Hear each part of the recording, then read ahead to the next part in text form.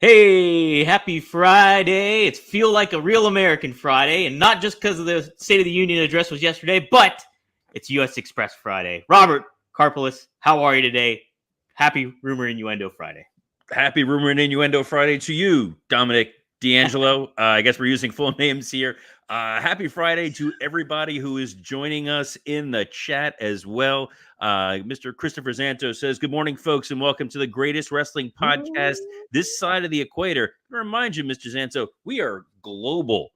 Remember, this is a top 10 podcast in Israel, top 10 podcast in Poland. We are international, man. We are everywhere, north and south of the equator. And Commando, holy day one-ish, Batman. I made it here 2 days in a row.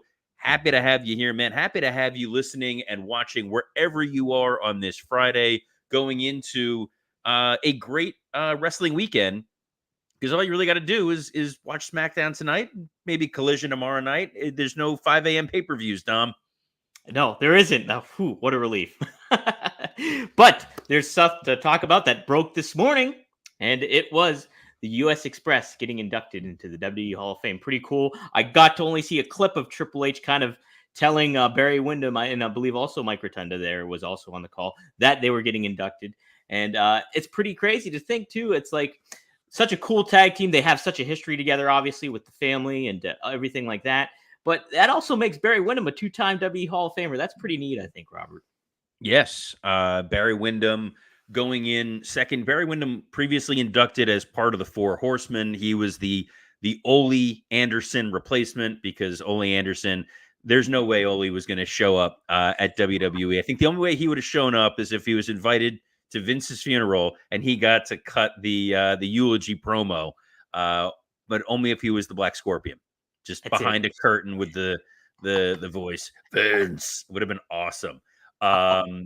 Wyndham, obviously deserving. He's an all-timer. Mike Rotunda going in. So a couple things here. U.S. Yeah. Express was really only a tag team for about a year. So if a lot of you younger folks are saying, well, I don't know who U.S. Express is, there's kind of a reason. They did compete at the first WrestleMania.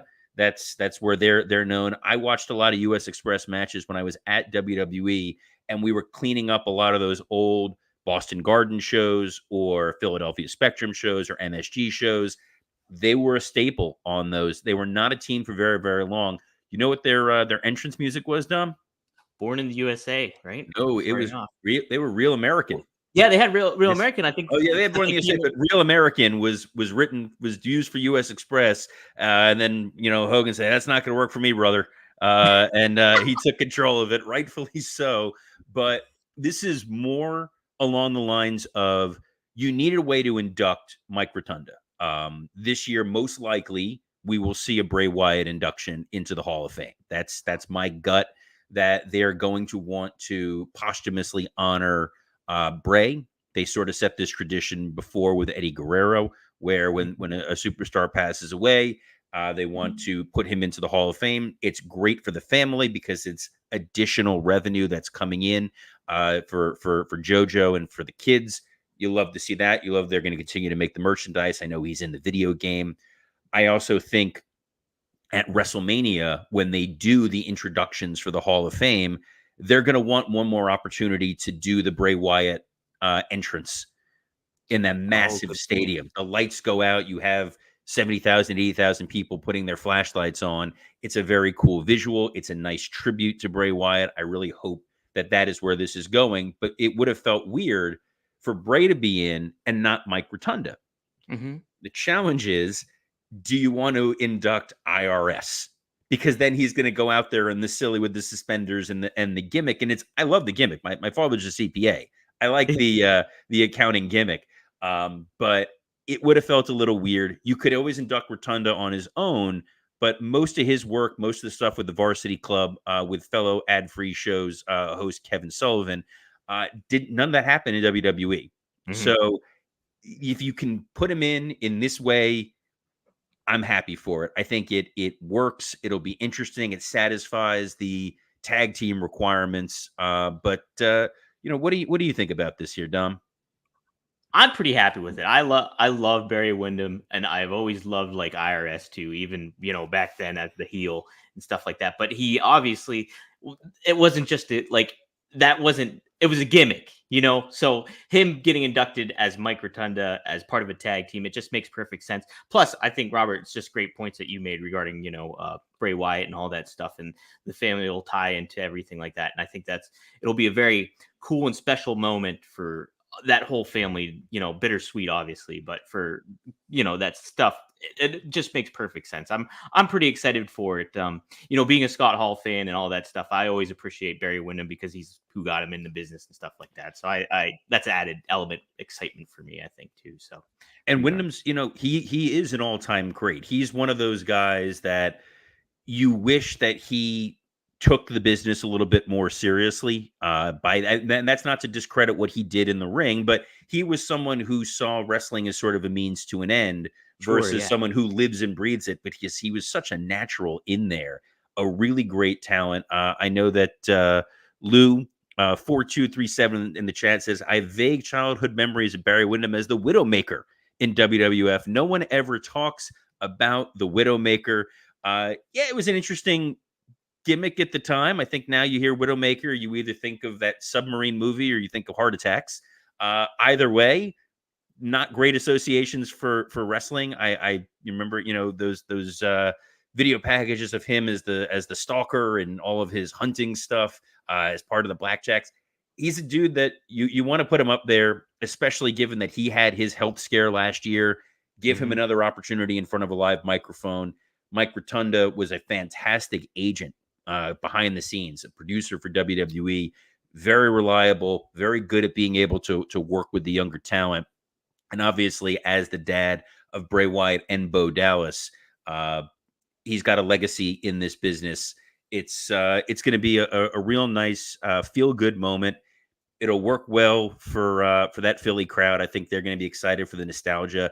If you would have told me U.S. Express and Bull Nakano going into the Hall of Fame this with year, Paul Heyman, dude, I would have been absolutely flabbergasted. That's the word I'm going with here. I would have been gobsmacked. My jaw would have hit the floor. And if you want your partner's jaw to hit the floor, may we recommend Blue Chew.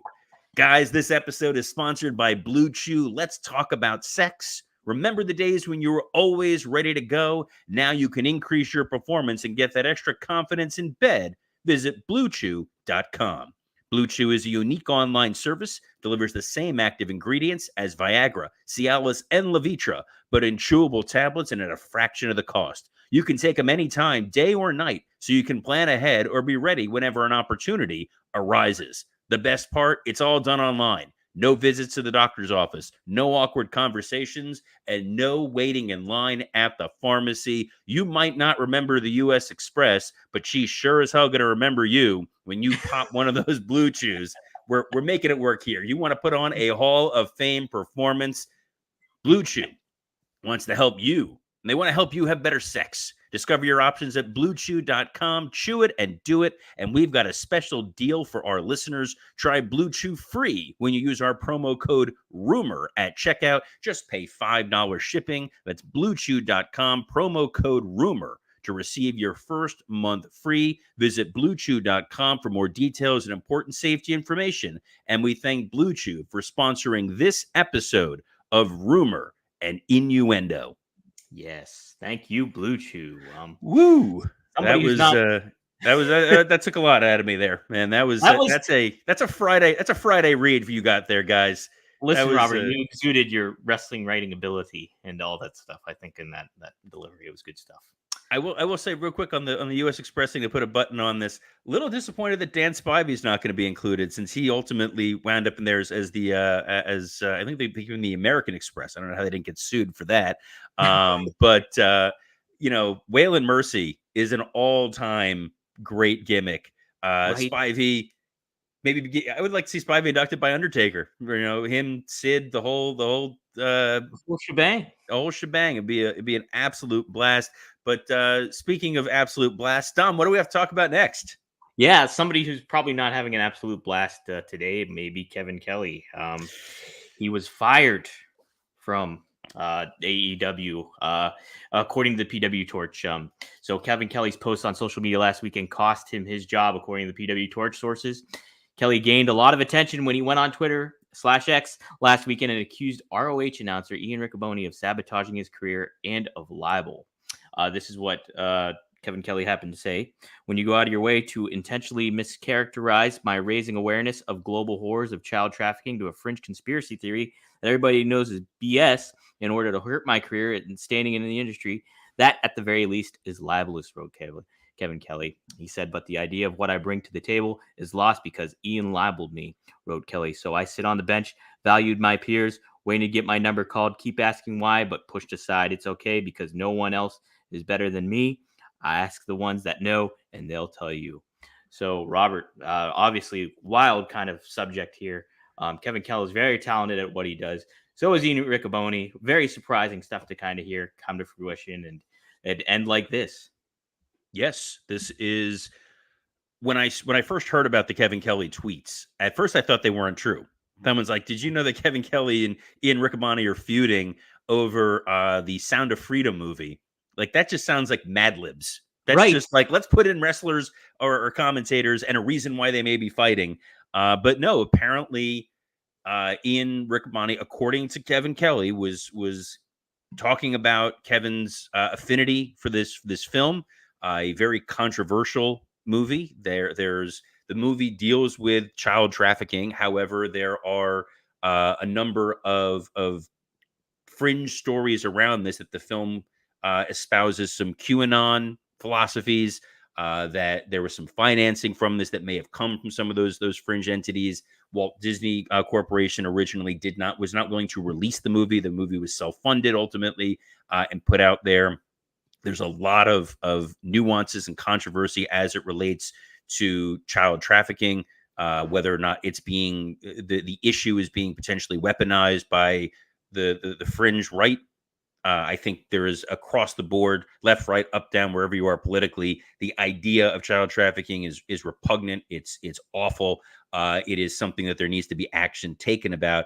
However, the sources that people are endorsing for it speaks volumes a little bit about how they see themselves politically.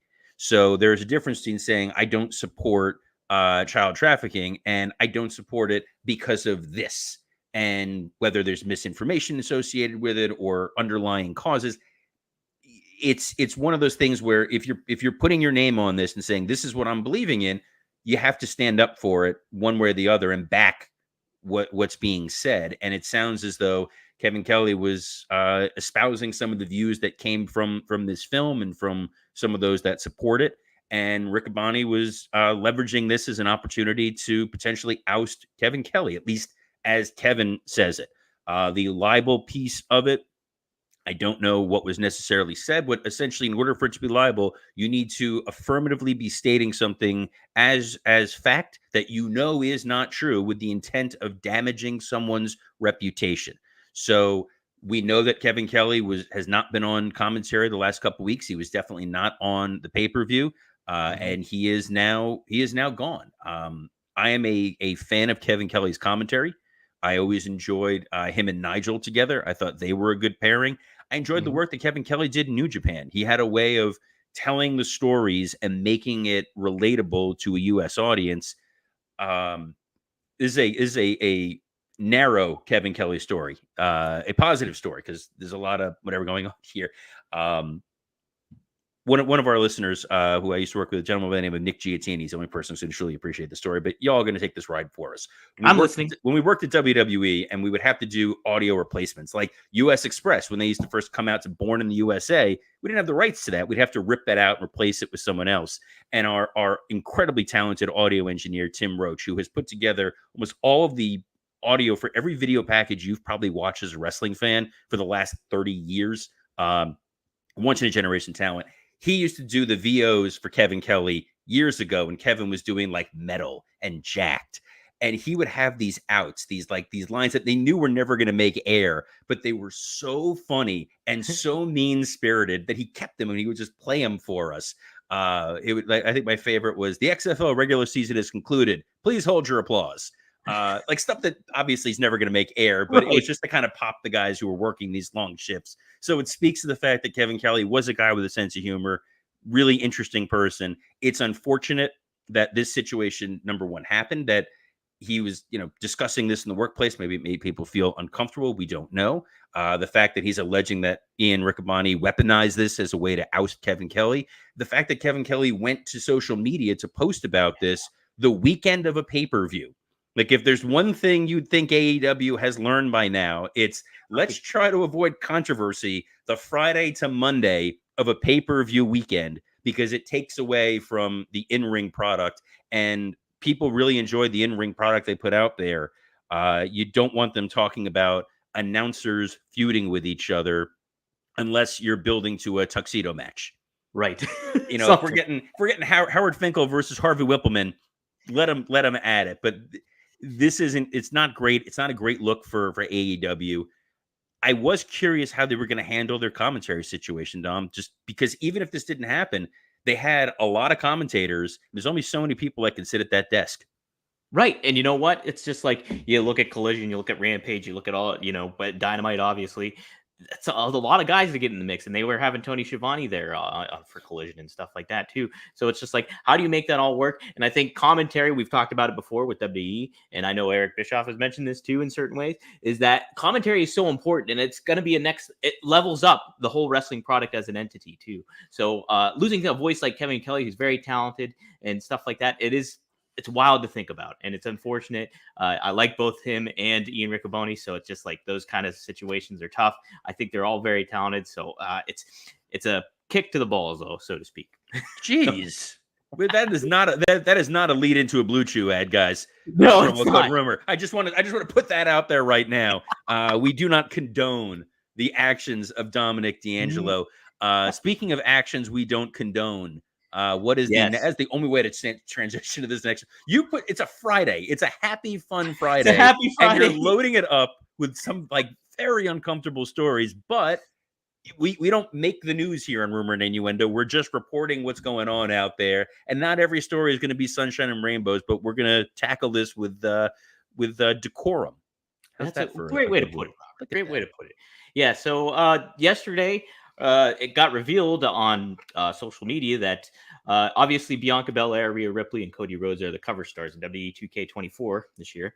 And, there was a promotional picture advertising it. And so an ignorant fan went on there and said that Bianca Belair basically didn't belong because of her race. And that caused a lot of talk on social media and a lot of support eventually for Bianca Belair once the word got out. Ava Raine, The Rock's daughter, was one of the first to comment on it. Then Rhea Ripley made comments. Big E, a lot of people came out to support her. Robert, obviously it's an ignorant comment, but it's double ignorant because Bianca Belair is clearly deserving of the spot to be on the cover of WWE 2K24.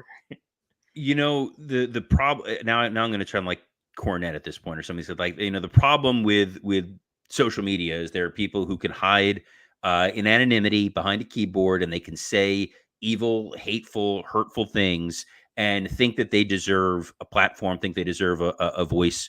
There's obviously no place for that. This is someone who just wanted to hurt people, who wanted to cause issue. And the fact that other people were endorsing this is what led to a full-throated denial and condemnation by a number of people across the board. Absolutely, Bianca Belair deserves her position in WWE because she is a once-in-a-generation talent. This idea that someone is being promoted simply because of race, religion, creed, color, any of that is ugly and regressive and is what makes wrestling fans maligned sometimes, because they think that these outliers speak for the general population. That is not how we view this. That is not how any of my friends who are wrestling fans, intelligent, thoughtful people, all you who are tuning in, listening to our show, watching our show, intelligent, thoughtful people, there's no room for that kind of nonsense. I'm glad that it was immediately squashed, and it's just unfortunate that this even had to come to light in the first place. On a side note, 2K24, hell of a video game, Dom. Is it? I'm excited. It's a blast. Since I downloaded it and tried it out, It's great. Hell of a roster.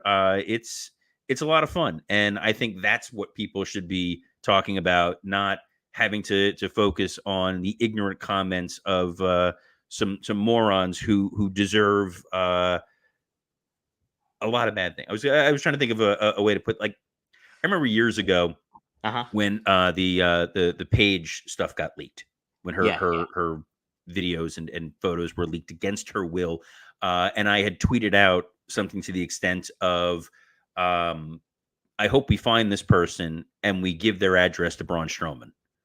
And she liked the tweet. Like, it was a nice little moment of levity of, like, you guys are messing with some very, very scary, physically imposing individuals. So you better be very careful about how you're spreading your disgusting, hateful rhetoric.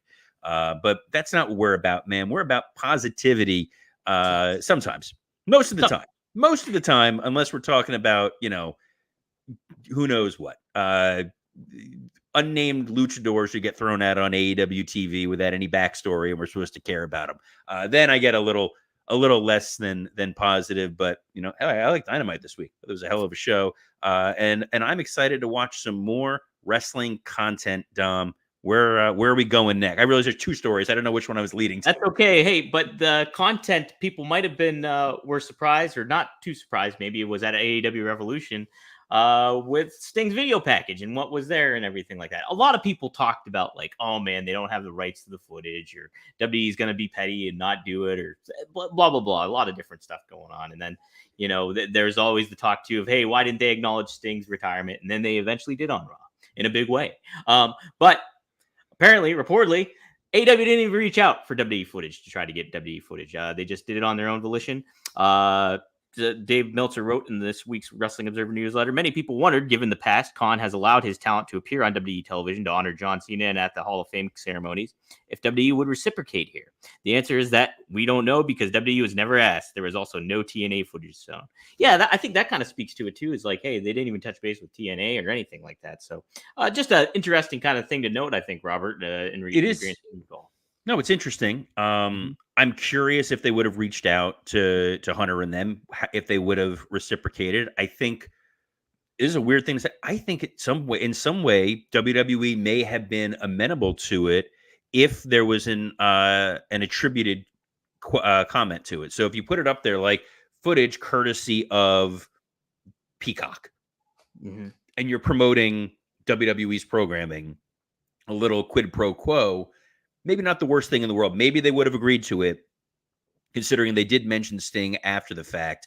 I know that Lex Luger had posted that he was there. He was given permission from the WWE to be there as long as he was not on camera. That same rule applied to Diamond Dallas Page, who was backstage. I know Arn was there. Odd that they didn't show Arn, since he's not under contract with WWE. I don't know if he's still under AEW contract or not, but he was not featured or shown on there.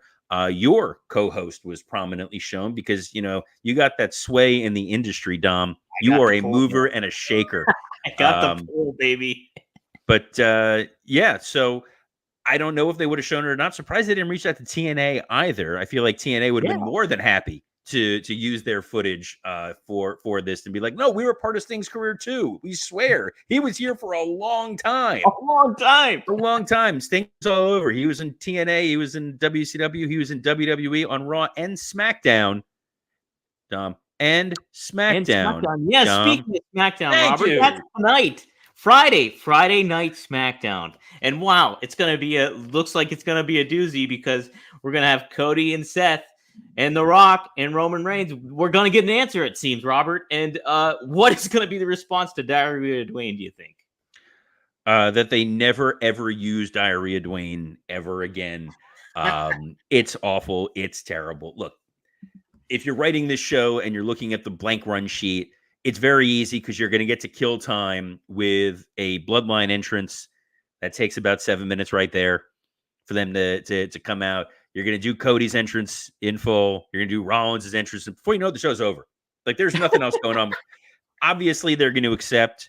Obviously, Solo and Jimmy are there to engage in the physicality. I would not be surprised if Drew McIntyre pops up at some point to lay out Seth as sort of the forgotten guy in this whole situation. But no, I think we are going to get our night one main event, and it's going to be this tag match, and I will just sort of have to grin and bear it because I just don't like this tag match. But prove me wrong, kids. Prove me wrong. I agree with you, Robert. I was not very enthused about a tag match happening. A lot of things just kind of push back against it. I get it. The Rock, you want to get him involved. I would much rather love to see him in singles competition or play another factor into it all. And I think you could finish Cody's story in a different way. But that's just, we'll see see. Let's see how it all pans out, Also on tap, Logan Paul's going to be in attendance apparently for tonight's SmackDown. And Kevin Owens, you got Randy Orton in the mix. Ooh, looks like we might get another match set maybe tonight. Yeah, I'd imagine we're going to set up the Orton Logan Paul match.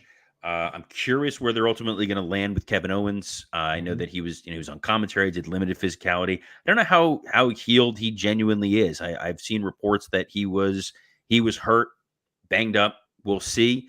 Orton Logan Paul, interesting match. It's definitely something that's going to get a lot of mainstream coverage.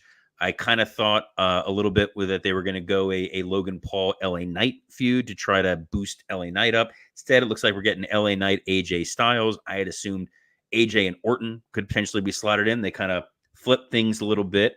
I think Orton is going to have a blast working with Logan Paul. He is a babyface in name only. Is Randy Orton. Like, he gets to still act like the same Randy Orton heel, the guy who's just kind of a dick, and in the best way possible. I love me some Randy Orton. I think this will be great. Some good mainstream coverage, and it's going to be an insane match. Like, just think of the Logan Paul jumping off one of the ropes and getting caught with an RKO. It's going to be in video packages for decades to come. Dude, it's very neat too in the respect that Randy Orton is so respected in the business from like the legends and everything like that. And they always say Randy Orton is one of the best television wrestlers I've ever seen. You hear that from several talents and legends in the business. And then you have somebody like Logan Paul coming in, a YouTube influencer and all that stuff. It's just the complete contradictory aspect, but he's very talented in the ring too. So we're YouTube influencers now. So I don't know about you guys, but I would love to see Dominic DeAngelo take an RKO. Well, hey, I got to plug this. Dre Owens said Dominic should be in Tony D's corner at Stand and Deliver. Tony, you know me. I'm going to be there. Philadelphia, brother. Call me up. So I'll be there. This is why we don't let Dom select the comments, guys. This is what happens. He's gone drunk with power. Is there anything else on SmackDown, Dom? Bobby Lashley confirms Karrion Kross. This seems like an intriguing aspect of, like, okay, Bobby Lashley's got a cool faction with the Street Profits. There's so much to do, I think, with Karrion Kross's faction, AOP and Paul Ellering and Scarlett there. I think I wanted more come and build for WrestleMania. It just seems like an understatement almost, Robert. So I'm curious if this is going to even wind up as a WrestleMania match, or if this is going to be the SmackDown before WrestleMania main event. Mm-hmm. Because you could find a spot for these guys on the show. It could be a 6-man tag, and that wouldn't offend me. But you need matches for that Friday night SmackDown before you're going into Mania. Maybe that's where this is building to. I'm sure we'll get something good with it. I think Karrion Kross is a great talent. They just haven't found the right way to use him. I think this presentation looks good. I don't know that you necessarily need Paul Ellering with Karrion Kross because Kross is such a great talker. Authors of Pain, a little less so. I like those guys being together. I know that Ellering managed them in NXT, and then they brought him up with Drake Maverick, which always looked kind of like odd. Like you hit like the randomizer button in a 2K game. But it'll be a fun confrontation. It'll be a fun thing on Friday night, seeing some super heavyweights go at it. Speaking of super heavyweights, there is no bigger super heavyweight in the world of podcasting than Mr. Dominic DeAngelo. Dom, where else can the fine folks hear you? Robert, you're making me blush. Yeah, you can find me on One of a Kind with RVD every Monday at 4:20 p.m. Go to rvdtv.com or subscribe wherever you get your podcast. We have a fun conversation this week. We cover some ground about like the Darby Allin dive. We talk about Sammy Guevara. We talk about a lot of different stuff. RVD gives some cool perspective, and Paul Heyman obviously getting inducted. And RVD has some great things to say about that. So very much tune in. drops Monday, 4:20 p.m. Eastern Standard Time. Also, check out Straight Talk with the Boss, Magnum TA and Greg Gagne. We cover You just call him the Remco Gagne? figures. Yeah, Gagne. I do it to rhyme. I do it to rhyme. With the Remco figures coming out, they're available for pre-order right now. Go to powertownwrestling.com, check them out, and yeah, hit me up on Twitter. Wait, are you getting a figure too? Maybe never know. You mean of me myself, or if yes, a Dominic DeAngelo action figure, a Remco figure? Yeah, it's gonna be like really tiny. Yes, awesome. It would be very. Look, guys, if you want to see a Dominic DeAngelo figure, I think we could make this happen. Hashtag RIPod out there. Well, look, we know important people. We know Mr. Conrad Thompson. That is a man who makes things happen.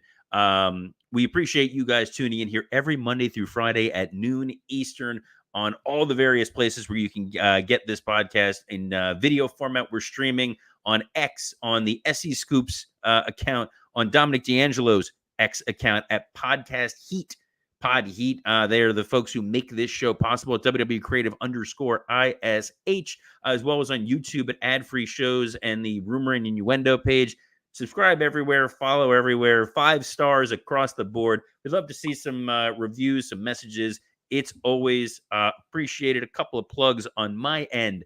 You can catch my other podcast, Wrestle Roasts. That drops every Friday. We just dropped one today with incredibly talented comedians Mike Lawrence, Scott Chaplin, and Dan St. Germain. And speaking of Mr. St. Germain, he will be joining us next Friday for a very special episode of Rumor and Innuendo. He's going to be talking about his new comedy special, Dance Fatty Dance. That is the name of it. That is not me mocking my friend. That is through 800-Pound Gorilla Media. That is going to be dropping on YouTube. I was there live for that taping. It was a blast. And today has been a blast. Getting to do this show with you. Another week in the books. We're just, look, we're thankful for everybody listening in, tuning in, participating in the show. So on behalf of the always grateful Dominic DeAngelo, I'm Robert Karpeles. Best of luck in your future endeavors.